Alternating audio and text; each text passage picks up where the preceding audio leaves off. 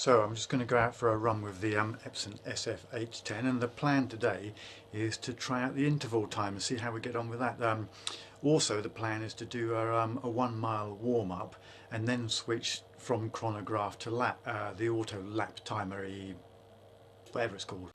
Alright, so that's a 2.5 mile warm-up. I'm now going to try the Epson, see if I can get it on the interval timer to do a bit of...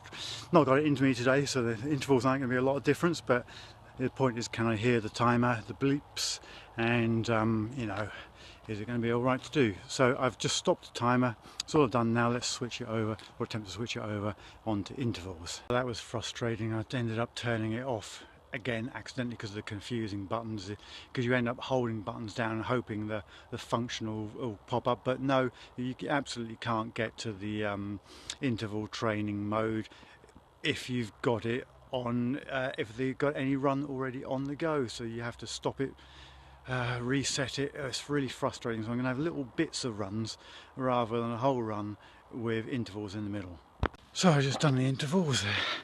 The display is lovely and clear, really shows you what splits you're on and where you're going, which is great. It's obviously all stopped now, and to carry on my 10k run that I've got to do, I've got to reset it now and you know, carry on back into chronograph mode. I've just tested that on the Garmin, by the way. You don't have to do that, you can just go flick straight in and out between interval trainings and normal chronograph. So there you go. So I'm just back from my 10k run with some intervals in the middle, night time, and it was chilly. The Epson, wow, what can I say?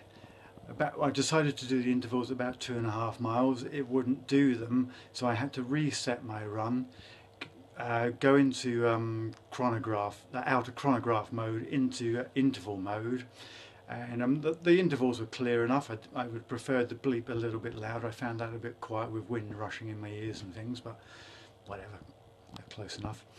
But when it had finished the whole set, I couldn't seem to get out of the final display. Every button I pressed seemed to not do anything until I ended up accidentally turning it off because I was just frustrated.